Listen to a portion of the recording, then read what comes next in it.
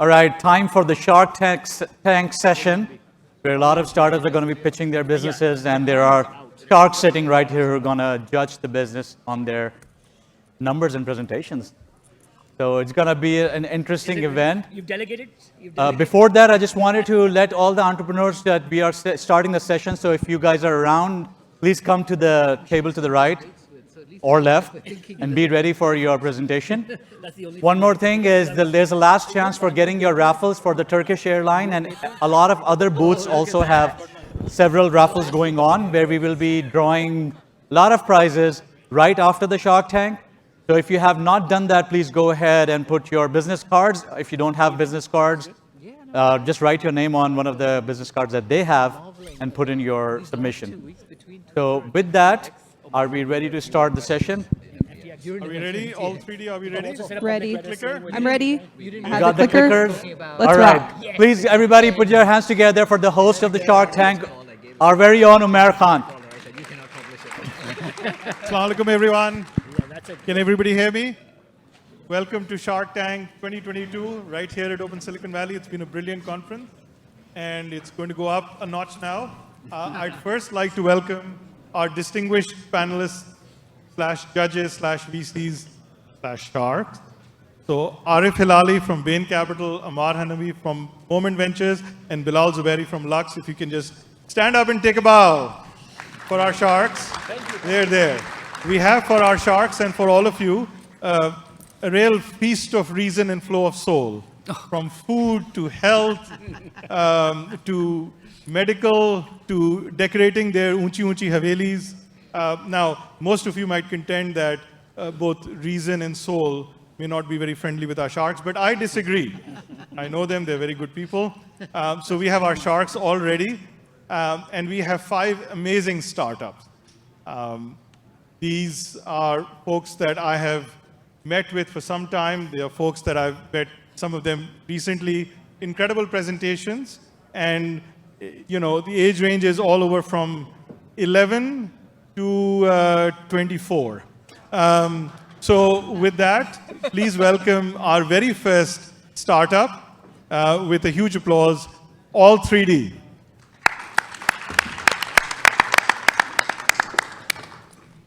Thank you, Umair, for having us. We're All3D. Ashley and I are co-founders. Hi, everyone. And the reason we started All3D was I used to lead innovations at Bed Bath & Beyond, and it was a problem that retailers and sellers of products, especially in the home goods category, suffered from. So how are products sold today, whether it's Wayfair sells their product, Bed Bath sells, or Walmart, or even on Amazon, or your Home Depot, when you're doing a kitchen redesign or you're doing your living room, you don't want to buy products just by looking at a photograph. You actually want to see them in an environment with all the other products that you can buy, and you would like to see them in your own home before you purchase, because the return rates are really high and it's very expensive today. And products, how they're built is that the buyers build the product, they don't get feedback from end consumers, and so there's a lot of high returns. So Ashley and I set out on March 2nd, 2020, 2 weeks before the world shut down, to start All3D. And you will be glad to know that, you know, we have over 1 million ARR, and we were profitable last month, even though we don't pay people a lot. But I'm going to share with you what All3D does. So all the photographs that you see, sorry, we cannot show you immersive experiences because we don't have access to the internet, were created on All3D. This sofa and table does not exist physically. It could, but usually our customers, who are sellers, manufacturers, and retailers, virtually create products in showrooms, and they can sell those products within a week to 2 weeks, even before they're manufactured on internet and internet sites. So next slide. Sorry. They can do it manually from there if they want to. Yeah, there you go. Okay. So what our problem we are solving, especially in the home, when you sell a product on the left-hand side with just a white background or without other products, you don't aspire to buy that product. You don't know the dimensions. You don't know how it will fit in your house, versus you want to put it in an experience or an image like what you see in an environment with other products that make you buy and increase your average cart size. When on All3D, you can do all of this on our platform, which is browser-based, very quickly and start selling your products. And we also create virtual products, actual size, or in augmented reality. Next slide, thank you. So this shows how it's done today. Today, a product designer designs a product, first samples made in China, samples shipped to the US, they iterate until they get the sample right, which takes them 1 to 3 months. Then they put it in a studio to photograph it. All different products are shipped, a stylist styles the shoot, they take photos, and then they put it on the website. It takes 3 to 9 months depending on the seller, retailer, and the wholesaler supply chain. We can do it in a matter of days. And what we say is, we not only save you dollars, but we also, it's good for the planet that you can virtually create products in showroom and sell them, and test demand and also let end consumers co-create. Next slide, thank you. So Ashley, you want to talk about our solution? Yeah, so we've created a solution that anybody can use. You can go on the website, on our platform, and create a product with a CAD, with a material swatch, with a fabric swatch, upload it into our system. Anybody can use it. You go on there. We have a store of spaces. You can, design really simply, generate images, products, and those can be, done really quickly in 90% of the time and cost that a general process takes. Next slide. Go ahead.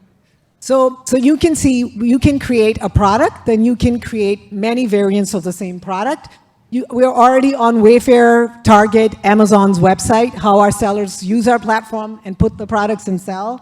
They could be made to order product or variations in different SKUs of an existing product. And we also create 3D tours that you see in real estate today that Matterport can actually, you have to physically stage an environment and then create it. We can do it all virtually. The spaces and products never have to exist. So we are creating a 3D web that is now being rendered as 2D for people to put it on their websites to earn revenue, because the 3D display technology is not there today. Next slide.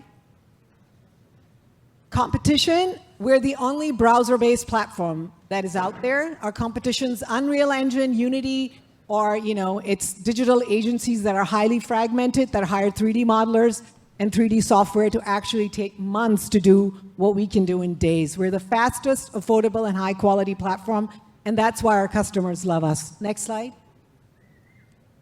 So what's our market? There are about 1 million suppliers in the home goods and home improvement industry that are, some of them are our customers today. We are also in tests with Restoration Hardware. We're also talking to Walmart. Home Depot is our customer as well. You see Bed Bath & Beyond, even though I work there, they're not our customer because things are not going as well as they should be currently there. But our average subscription contract per year, yearly is about 85,000. So if there's 1 million suppliers and 100,000, you can see it's a $100 billion market. But it's today. it's a huge market. Everything needs a beautiful space to be, put in to sell anything. It needs to be, designed beautifully, and we make that really simple. Next slide. Yeah, we have a roster of great customers. A lot of these are wholesalers that sell to, Target, Costco, Wayfair. So we have Bassett doing product development with us. We have BuySpring doing a mattress configurator. We have, customers testing us with design services. So all these customers are creating products and design spaces and putting those on e-commerce to sell. Next slide. So this is our traction to date. You can see our revenue. We started pay-per-use like AWS, but then our investors told us to have yearly subscription contract. And actually, we're going to close this year with $1.3 million in revenue total. We did $400,000 last year. In 2020, when we started, we did $20K. So our sales continue to double. We have a very small team. Ashley and I are the sales team as well as product. And we have a team in Lahore for product development. Next slide. Forecast to be a $100 million company. We need 1,000 such customers out of a market of 1 million. 1,000 times, 100,000 gives you 100 million, 10x. So we want to be a $1 billion company in this space. Next slide. Our team, Amr Tareen, serial entrepreneur, ex-Open president in 2016 and 17. Worked at large companies as well as done startups. My co-founder, Ashley. Ashley, you want to quickly? The interior designer, I've been at startups, building teams, scaling them really quickly, and love creating, designs and beautiful things that anyone can do. And then we have a third woman in the leadership team, Michelle. She comes from SaaS companies, usertesting.com, Cornerstone. She's a kick-ass bulldog sales revenue master who's building our pipeline. And Murad, our CTO, ex-gamer, worked with me as my prototyping engineer at Bed Bath & Beyond, and I've known the engineering team for the last 6 years in this space. Next slide. I don't think we have next slide. The ask is, we want to create, next step is to, our platform self-serve. We want to do generative AI to start creating those virtual scenes or photographs automatically based on what the product the customer And the builds style. and create all that content. So need a technical advisory team. Any AI experts who are interested in helping would love to have you as a technical advisor. And any introduction to retailer customers, like Ethan Allen, I know is a Pakistani CEO. We need customers and AI help. That's what we are asking for. Brilliant. Thank you all 3D. Here. No. The judges are. Oh, sorry. Yes.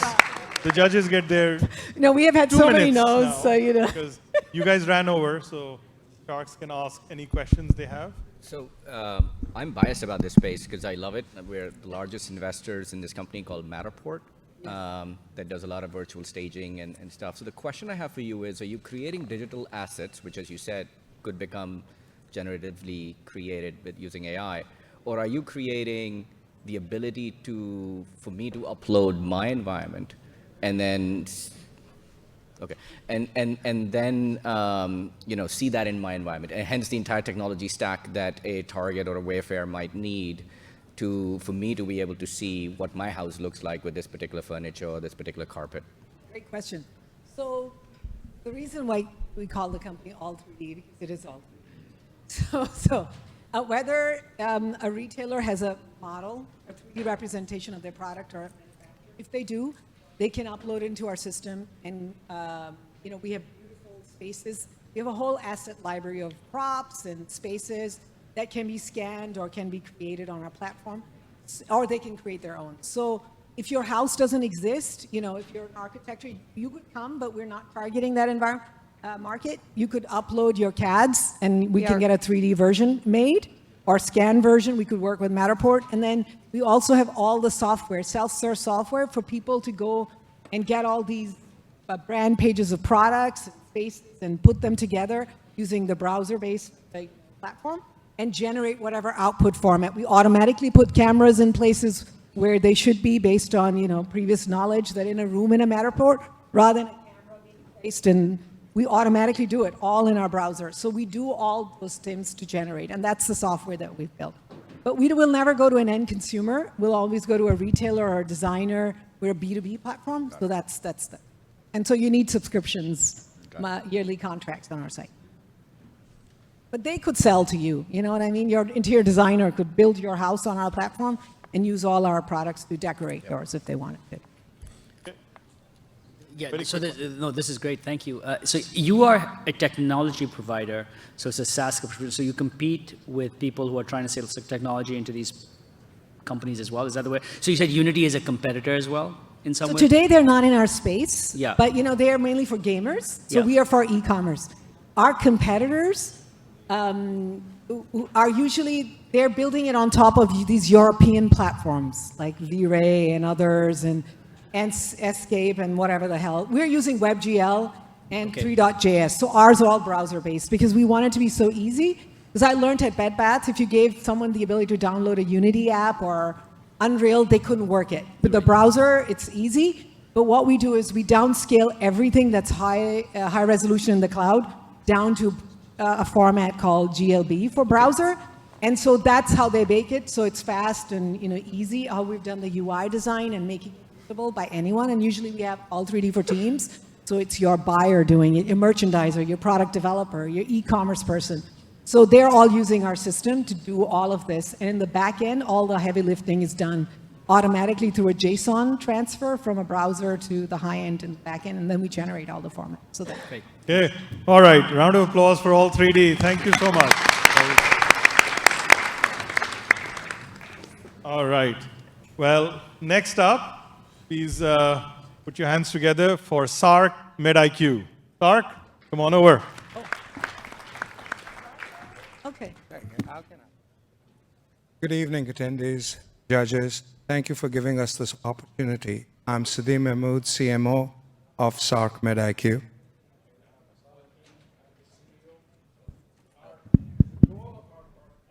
It's amazing to me how many times this still happens. You know? And I'm Asad Hakim, its CEO. We have a cloud-based, AI-driven health tech company. The goal of our product is to improve and make efficient the currently frustrating and broken journeys of patient, providers, and payers. Our mission is to provide affordable and advanced healthcare to all. The healthcare solutions in the US are very disconnected. Different providers cannot share diagnostic imaging data and still give out CDs. It is slow with long wait times, it is costly, not secure, and there are inefficiencies in the system. Next slide. We solve these challenges by building a new platform. Think of our platform like an iPhone, which has got various viewing, reporting modules, and the person can select whichever the module he feels best for his needs. That results in efficient solution, saving costs by reducing time, and enables graceful scaling. Our platform allows global access to medical devices of any modality, ultrasound, X-ray, CT, MRI, angiogram, through any internet-connected device to go to the cloud. It is fast, efficient, reducing patient diagnostic time by 6 to 60x. That improves patient care. And costs of medical diagnosis by 4 to 100x, improving provider revenues. So the question is, why now? The answer is timing. First, there's a government mandate that requires all providers to have an execution plan by the end of this year for digitally accessible patient medical data. This opens up a $2.5 billion untapped market.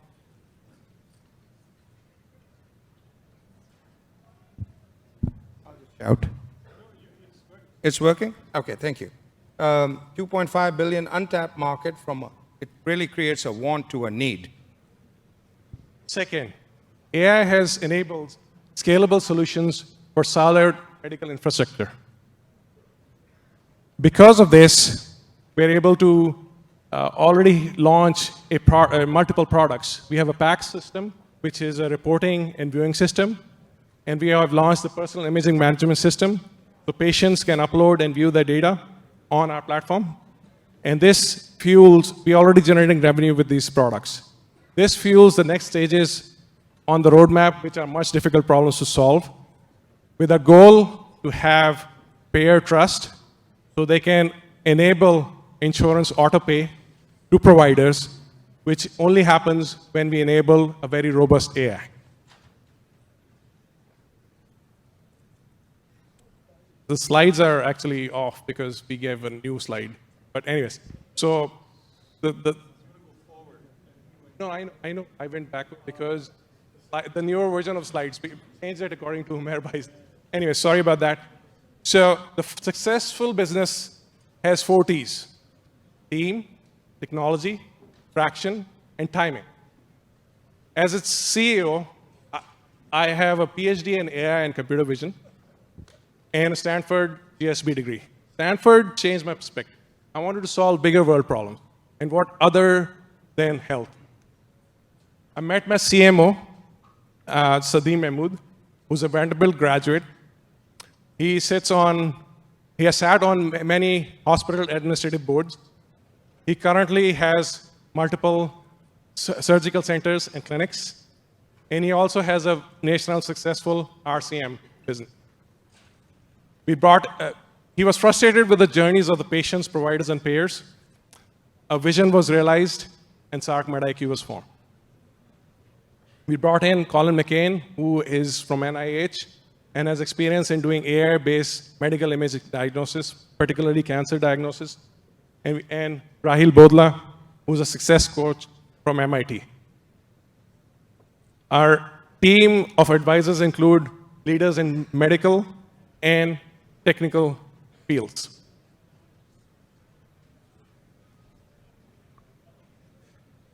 Our traction has been great. Since our launch, we have had 110,000 of collected money, and we already have signed contracts for 339,000. We have been deployed in 23 clinics, and we have leads in 600 plus clinics. This was bootstrapped by my co-founder for $1 million of his own money, and we have a runway for 6 to 8 months. Our current client includes clinics and other vertical and segments in this medical arena that you can see on the slide. Our partners include Amazon for advanced web technologies and Harvard Business and OpenCV AI for a partnership-based model that brings the product to market quicker and cheaper. Our accolades include being invited to these prestigious talks and broadcast network. And based on our sales numbers, our projections are $2 million for 2023 and $46 million in a 5-year market. Now, I think we're kind of out of time now. Thank you so much, Sark, MedIQ, and we'll take questions from the Sharks.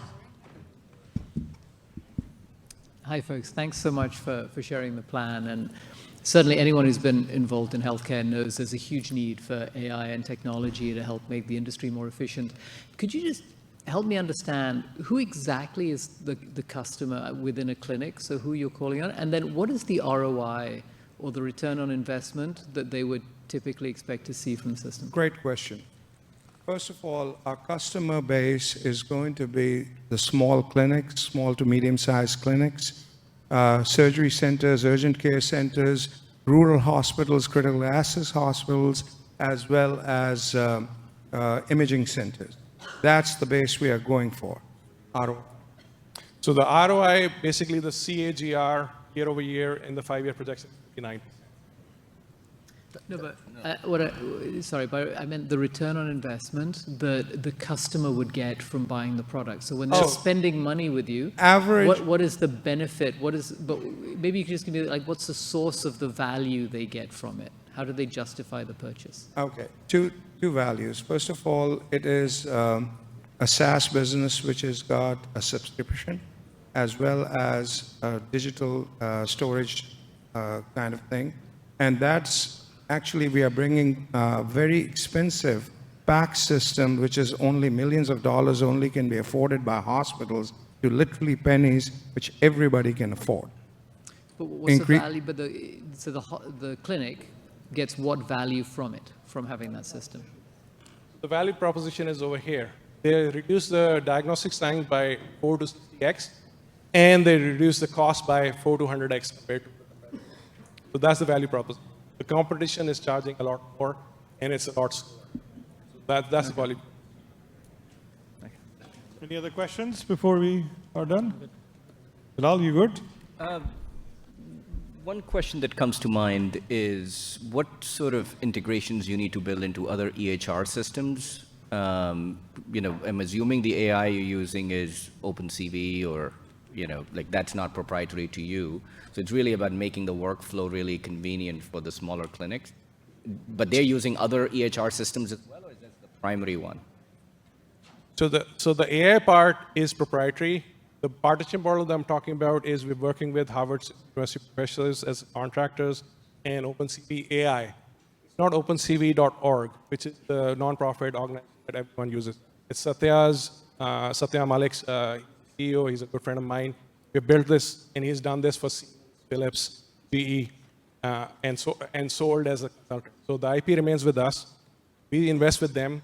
We build robust solutions, bring it to market quicker and cheaper because we are not making the same mistakes they did. So your risk is going down. Okay. Thank you so much, Sark, MedIQ. Yes, thank you. I'll take the picture. So I'm going to tee up the next one. I'd like everybody to welcome our next startup. Yes. There's no height restriction at Open, so I think we're fine. Please welcome Lajawab Treat.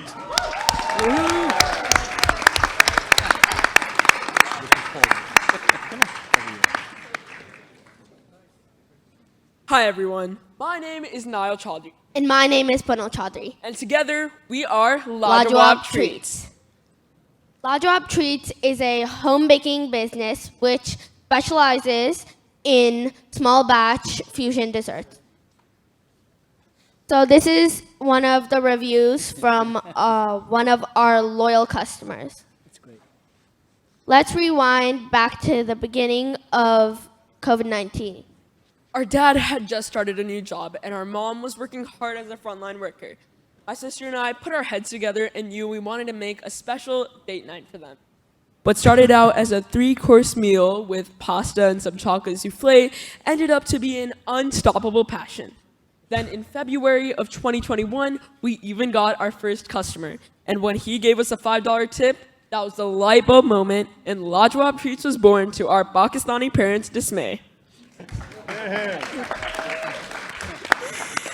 Giving charity has been a top priority in our family, so when Punal and I started Lajawab, we knew this would be the perfect opportunity to combine our love for giving back to the community and our baking.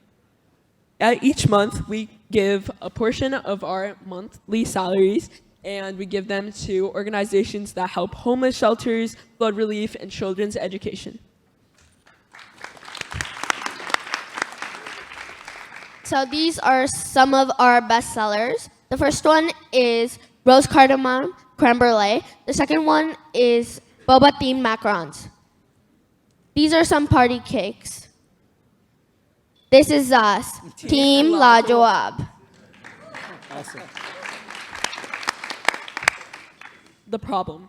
We found that dessert shops in the SFBA do not offer adequate variety of flavors and customization to cater to their multicultural audience in the SFBA.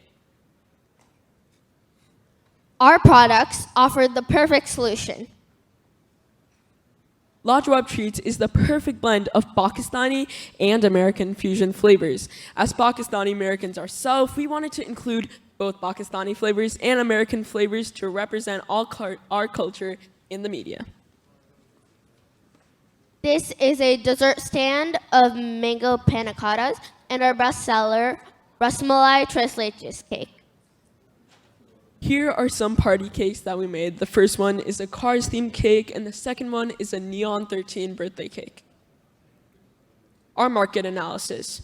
We found that the people who would buy our desserts most is the South Asian community living in the SFBA, which is around 350,000 people.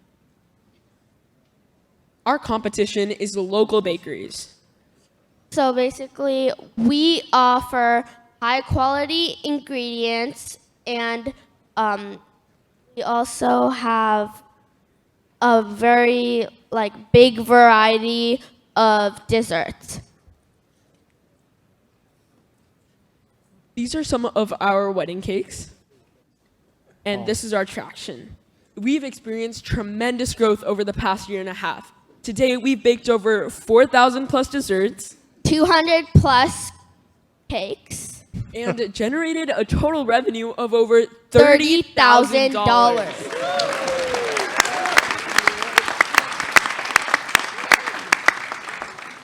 We have been featured in our local newspaper as well as Pakistani TV channels such as PTV and Hum TV. We also have a fun surprise coming in December, so be sure to stay with us, and it has tremendous growth potential for our business. So these are macarons. So basically, we just added macarons on our menu, and it was a big hit because they're really popular. One of our recent customers from last week even said, these are the best macarons she's ever tasted ever in her life. These are some testimonials from our customers, and we have some samples for the judges for you to try. I'm not sure that's fully legal. Oh, yes, But I it got is. mine, Oh, it is so I can't absolutely legal. begrudge it. Oh, no way. They're actually doing it. Yeah.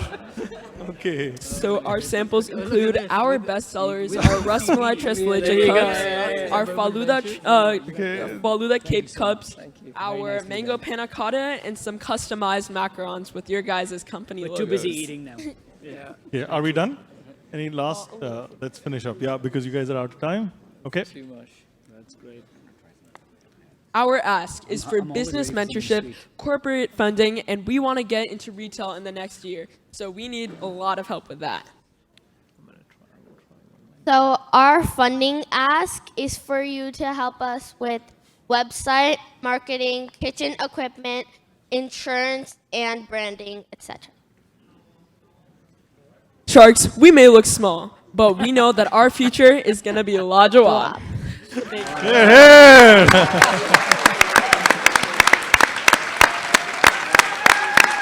Oh, they're getting a standing ovation. Are you serious? Okay, even the bloodthirsty sharks have, I think, been somewhat tamed, but we'll take a quick question or two. Yeah, well, And Niall if and you guys Punal, have any questions, Niall and Punal, that's really, really impressive. I think you've got a lot of people here asking themselves why their children are not cooking them a three-course meal and generating enough money to pay for college. And I have a feeling your traction metrics are going to look a lot better after this event now that everyone's aware. My one question is, what's your dream for the business? So if you imagine in this business 3-5 years from now, whatever period of time, what would you like it to be? So by next year, we really hope to sell 100 of our bestseller cake jars in retail, such as Whole Foods and Safeway. And by 2025, we want to open an actual storefront shop. So once we're like a little further into high school, so we want to open an actual store so that we could get more business. Well, we'll end on that. I'll just say that on the competition slide, it's good that the Zreens logo was not there. But a big round of applause for Lajawab. Man, those guys they were well rehearsed, right? Like easy. Oh, wow, okay, there was a standee as well. I didn't even notice this. Okay, there's all sorts of stuff happening behind my back and in front of me. From brilliant food to some incredible sports, entertainment, and health, please welcome Formulae. With your big round of applause for Formulae, guys, folks. All right. Good luck, Faisal. Hi, everyone. My name is Faisal Haq. I'm the CEO of Formulae, and I am really excited to be here. Sorry, are you hearing me? Yep. Let's be a little bit closer. Not as excited as me is this young man, Perfect marketing. sidelined by the coach yet again, probably feeling pretty low in confidence and ready to quit. He'll say it wasn't fun anymore, but studies show that it was poor coaching and a lack of opportunity to apply himself. He will join 70% of sports youth who give up on sport. Also not very excited is sports retail, who have now lost a customer. We spend an average of $1,000 per youth per year on sport. Put together, that's like $14 billion in shoes and clothing and equipment and fees. As lifelong sports players and championship winners, we believe that a long and rewarding journey in sports starts with fundamental skills. Good form will advance this young woman's game. Repeated practice and personalized coaching are essential. We also know that she will learn best amongst her peers and in a mode that she is most familiar with. Seeing this gap motivated us to build Formulae, a mobile world where young athletes are inspired to strive in sport. In our world, athletes learn skills from high-level players and mentors.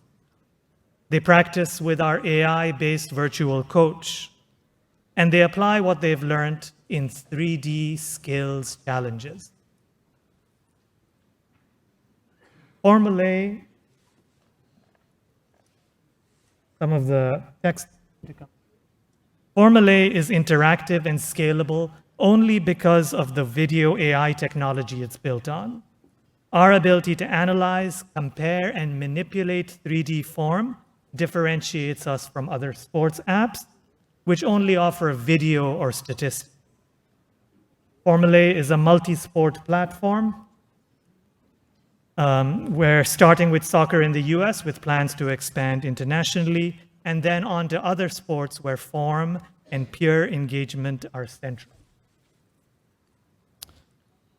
Our platform makes go-to-market repeatable, almost like a playbook. We start with developing AI around the fundamental skills of the game. We work with local stars and college athletes to record skills. For instance, we work with Alex Loera of NWSL or Max Ornstill of the Oakland Roots. We leverage sports clubs and sports events to sign up users, and our interactive social features then drive virality. Once our experience is established, we then turn on embedded video ads, product placement, and premium features. Our focus in 2023 is to nail the experience, ensuring our features meet users' needs through focused trial. We expect to reach 20,000 MAU by year end and scale thereafter. We're also keeping our eye closely on sports metaverse. And when the landscape is right, we can move our assets and partnerships there. My expertise comes from working in Cisco's WebEx group, where I led the development of video collaboration products. My co-founder, Jack Murphy, brings strong expertise in soccer, youth coaching, and sports management. We have outstanding advisors, some of whom are in the audience today. With a 50K bootstrap, we have built and launched our product. You can download it from iOS or Android. Our AI just completed its 500th skill analysis. We are now seeking 500K in pre-seed investment to advance our 3D experience and drive to that 20,000 MAU. Formulae is looking for investors who want to recapture sports engagement, youth sports engagement. All right, thank you, Formulae. Questions from the judges, who must now be in a much more generous mood with their bellies sated. So All the ahead. sugar, yes, certainly helps. Yes. So sorry, Go ahead. Faisal, Hey, so Amar. good to see you again, and go Roots. It's glad to see you working Go with Roots. Max. Yeah, exactly. So tell me,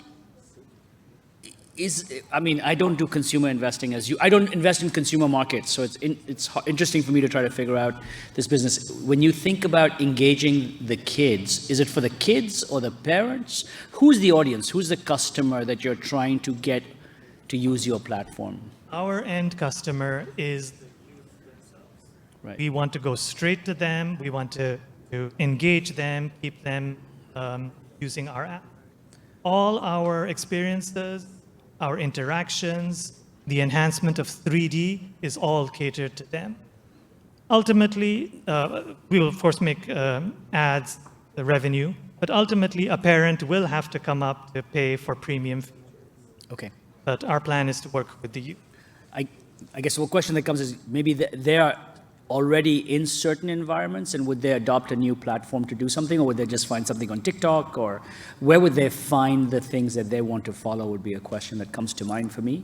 But Sorry, Amar, I can't where, hear you. sorry, where do people go if the kids are already on social media platforms where they're following media content, then do you expect to be there where they are already, or do you want them to come to your platform and sign up as a user on Formulae? Ultimately, because of AI, we need the video data content on our platform. So we do need to bring them in. However, there are ways for them to share content with larger social media. Okay. Thank you. It's a good question. Maybe just a quick question which is related to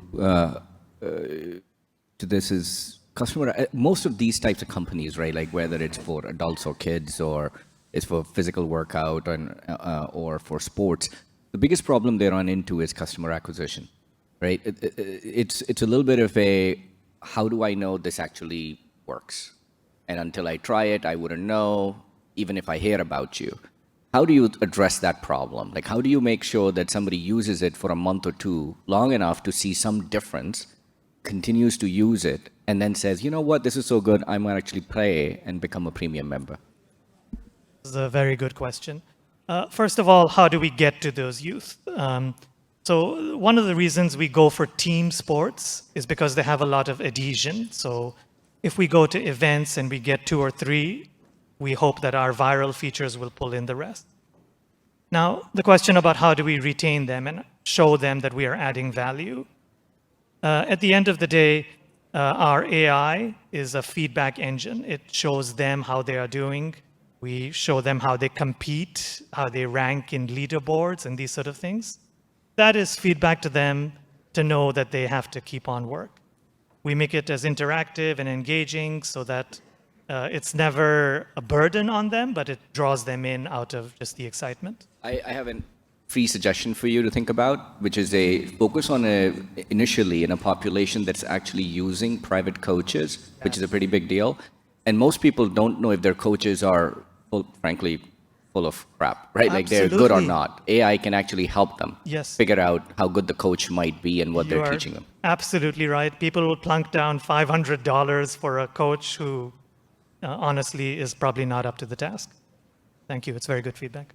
Great feedback from the Sharks. Well done, and well done, Formulae. Thank you so much.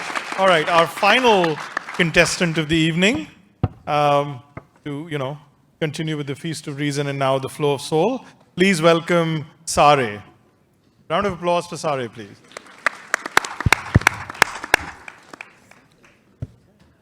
Before I start, thank you to Junaid and Open Silicon Valley for having us here. Thank you to the judges for taking our time, and thank you all for being here.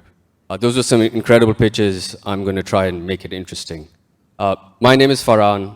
I am the founder and CEO of Sare. I grew up listening to South Asian classical music in Lahore, in a family that has been patrons of it for 63 years. So a couple of years ago, when I couldn't find good quality content online, I was very surprised. And it turns out there are 125 million people around the world like me who love the genre but just don't have easy access to it. And it's a 115 billion pound market. So at Sare, we are building the digital ecosystem for South Asian classical music. And the first part of this is an audio streaming service that is live worldwide on iOS, Android, and on the web.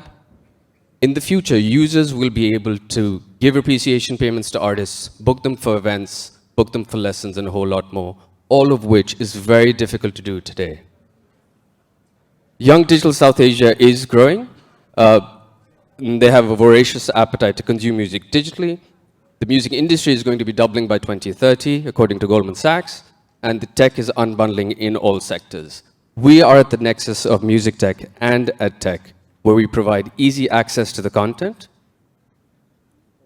and our experience is designed for the nuanced needs of the culture. For example, different rags are for different times of the day and different seasons. The rag for now would be Rag Madhvanti. Now we have secured exclusive worldwide rights to 85 to 90% of all recordings for the genre that are coming from Pakistan. And we are specialists in the genre. Our closest competitors have non-exclusive content coming from India, and as we move into the generalist, Spotify is actually a complement to what we're doing. They have a gross margin of 30%, we have a gross margin of 82%. Since our £230,000 pre-seed round, we have grown 40x in 10 months to now over 300,000 unique monthly active users, with a strong retention of 37% in our WowMow. SOAS and UT Austin have now signed up for institutional subscriptions. Harvard, Oxford, and the University of Minnesota are in the pipeline. They will be teaching Pakistani classical music in these institutions for the first time ever. We have strong retention, significantly better than the early years of Amazon Prime, Netflix, and Spotify, and our year 2 cohort is trending better than our year 1 cohort. I have 17 years of experience in this industry. I'm a global MBA with honors from Columbia Business School, London Business School, and Hong Kong University. Both of my amazing co-founders come from London Business School, and one was a subscription manager at Spotify. We are in search of a CTO and a CMO. If you know somebody who might be a good fit, we'd love to talk to them. Our tech team has been with us for more than 3 years, our amazing content and marketing team for more than 10 months. We have a stellar advisory board. Our pre-seed round investors come from across the globe, from the US, the UK, and Pakistan. Shehryar is also third generation in Pakistani classical music. Some of you might know him. He is the only Pakistani so far who has on our cap table. I hope to change that today. We've been winning awards across the globe, from the US to the UK. Our business model is based on auto recurring subscription, which kick in after the initial sign-up bonus has expired. After trying various strategies to reach our users, we found Facebook ads, Google ads, and email marketing to be the channels that will work for us. This is reflected in our funnel from install to registration with a very high conversion of 44%, and the industry average being 10 to 15%. In 5 years, we expect to have 200 million pounds in revenues based on our bottom-up database projections, and this happens to be about 2% of the market. We are now raising 2 million pounds. We have now raised 1.1 million of that so far, so 57%. 5 of our pre-seed round investors have followed on. We also now have Goodwater Capital as our first VCs who have invested in this round. 50% of these funds goes into marketing, 30% goes into content and operations, and 20% goes into tech. And this gets us to 9 million users and 2.7 million pounds of annual recurring revenues. Now, this is an exciting initiative in a niche market, but more importantly, this is an initiative to preserve Pakistani culture and heritage in a sustainable way and meaningful way for generations to come. Thank you all for listening. Wow. Happy to field questions. Wow. Okay, so the first and only presentation to make it a 5 minutes. I'm ready to cry. Tears of joy. Well done. Questions from the judges. Thank you. Thank you, Farhan. That's a really. Sorry, this just keeps clicking forward itself. No worries. No problem. A really worthy business. Maybe just clarify. Is the mission education or entertainment? The mission is actually to get our music to be heard worldwide. So we want to ensure that our music is, one, preserved, and then people around the world get to know about Pakistani music. So it is both consumer, if you're asking whether it's consumer or on the B2B side, it's consumer and B2B. We were surprised to see that institutions are interested in this because we were initially building it out as consumer play, but it's turned out that because the consumers want to know more about the music rather than just listening to it, we built out more information around what people are listening to. And that has very well complemented institutions who want access to it. So I had a very similar question, which is, I was a little bit confused if you want more people to listen to the music and hence you want it to be more exploration and discovery based and hence a little bit less of a hurdle of subscription conversion that way and figure out how to make money somehow. Or is it for an already bought in specific audience that is striving to find this and struggling, and you're saying, hey, if you subscribe to me, I can provide that to you and a whole bunch more. That would be really important also to sort of think of the customer journey and sort of, if I'm a generic music listener, let's say the young population here, young kids here who might want to listen to this, they're probably going to spend a certain number of hours listening to any music, and then a certain percentage of that on you, which translates into the ARPU that's available, the annual revenue per user available for music listening, what percentage goes to. So if you focus on that, that business takes a certain turn, versus if you were to say, hey, I want you to listen to cool music, could be a white kid listening to Rag Malhar or whatever, right? And then along the way, I have ads and whatnot, and the way I make money is if you want to get rid of the ads, you can just pay me a little bit of money. It's completely, like a slightly different, the same idea, but very different business models, which direction to take it. Lots of different things in there. Thank you for that advice and the question. So we are at the moment focused on people who really love the genre, but just haven't had easy access to it. Pakistani, so there is South Asian classical music available coming from India, but the user experience to listen to that music is right now very generalist. So you can get it on your Spotify's, but it's a very generalist experience. People want that experience where it's specialized for the genre. And number two, Pakistani music just has never been available. We have now, for the first time, secured worldwide rights to the music. And you can't find it on Spotify, you can't find it on YouTube anywhere. But we have it on this platform. So our focus is at the moment those people who want to listen to this genre, but in that experience, there are people who are discovering it for the first time, people who heard about it from their parents. And so we have different categories of user. You have the beginner, you have the intermediate, and you have the advanced. And at the moment, we don't have different listening journeys built in, but that is something that we will certainly be building into the platform. Are you familiar with Shaq and Daniel Ek from Spotify? Of course. Yeah. So it's probably worthwhile to talk about if you can ride on top of their coattails as an offering for that audience. You don't have to spend the money on just customer acquisition from scratch, but take some of their customers, and they can offer this as a specialized service, or Amazon Alexa for that matter. I mean, I'm happy to connect you there too. To think of it as something that layers on top, and then you can take them to a specialized app for the much more, sort of integrated and a bigger experience. We're completely open to that. An exit path via Spotify is potentially something that we're targeting. Apple recently, in 2021, bought a Western classical music service called Primephonic.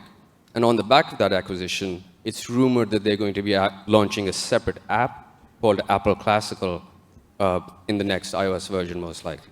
So that's something we're definitely willing to explore. Well, thank you so much, Sare. Big round of applause. Thank you, sir.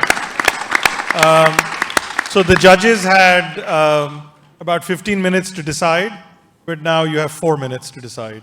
So you get to exit stage left and think of lots of honorable mentions and category, subcategories, and obviously everybody wants a winner. Nobody wants a tie for the World Cup. We want one winner. So you guys, well, now you have 3.5 minutes. So in the meantime, I'd love to get the startups to join me here on the podium, and if you can please take all the shark pictures off. Nobody wants to see our boothas. Okay, Ajay, let's get the startups on, and anybody in the audience who has any questions, you can come forward here. Come on, Amra. If we can arrange for a mic right here, we'd love to take a couple of audience questions for our startups. So you guys can come right here, just line up, might be the easiest. Anybody else who has questions? While we await judgment. Yeah, it should be on. There we go. Everybody's on? Okay. Let's mingle with the audience. Here.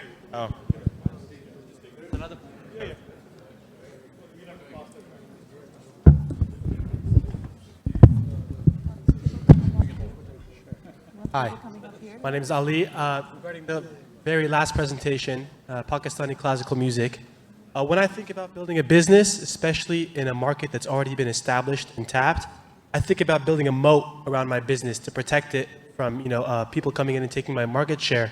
And like you had just talked about, you said that it's not on Spotify, it's not on YouTube, and you guys have the rights to this music. But my question is, if you guys succeed, and if this is established as a real viable business and a market to tap into, what's stopping these big companies like YouTube and Spotify from coming in and simply acquiring those rights and removing that moat that you have around your business that's protecting it right now? Okay, great question. So essentially, the question is around what stops them from getting the rights, right?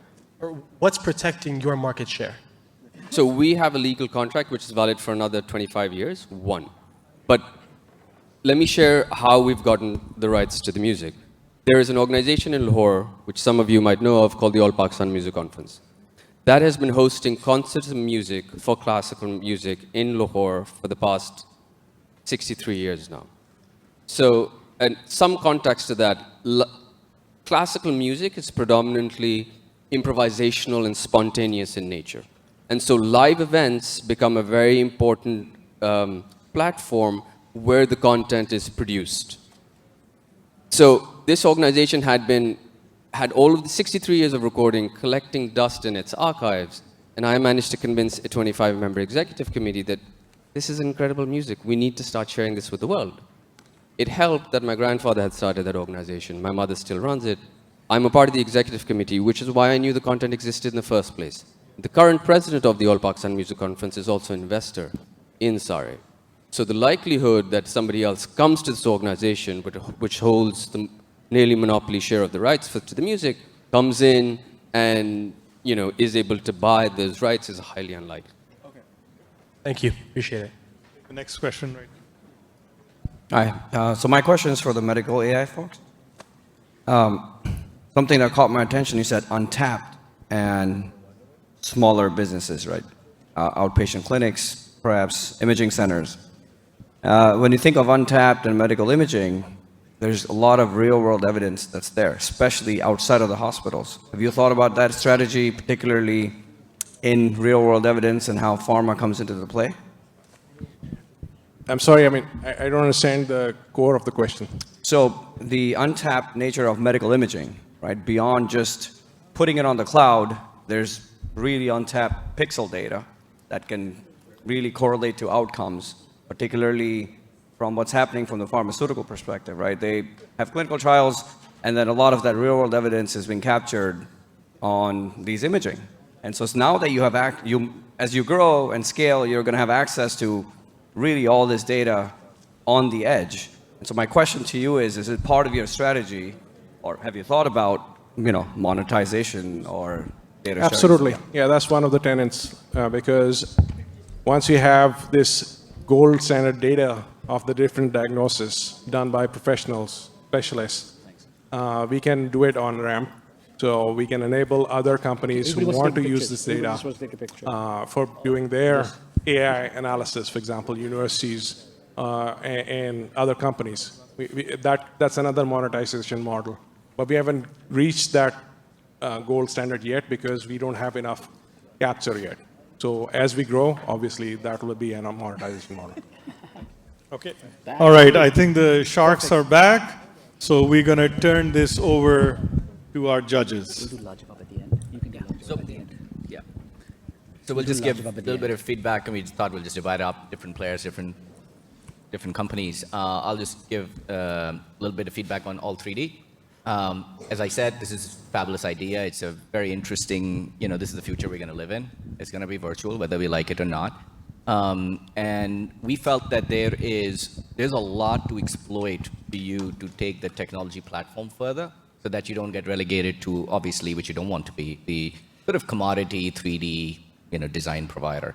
I think the obvious next step, and sounds like you're on the path to that, is I can upload my home, I can upload things that I want to buy on the web, and you become the technology glue that glues it together, especially because of your experiences. You know that the customers you're targeting, they don't have the most sophisticated technology teams. So the more you can provide, the better off it'll be. So it looked like a very interesting sort of infrastructure play in that space.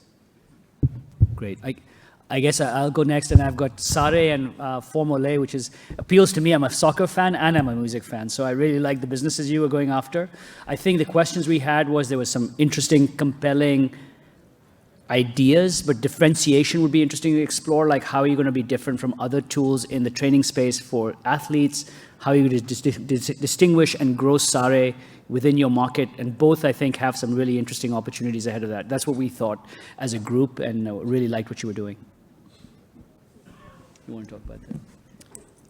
Yeah, and then I guess I have SOC, MedIQ, where we feel there's a real opportunity there, and there's some really deep technology. I don't think we were able to really wrap our head around the business to understand exactly how it fit into a very complicated ecosystem. So I think that was just the issue for us listening to it, which could be a function of the format here.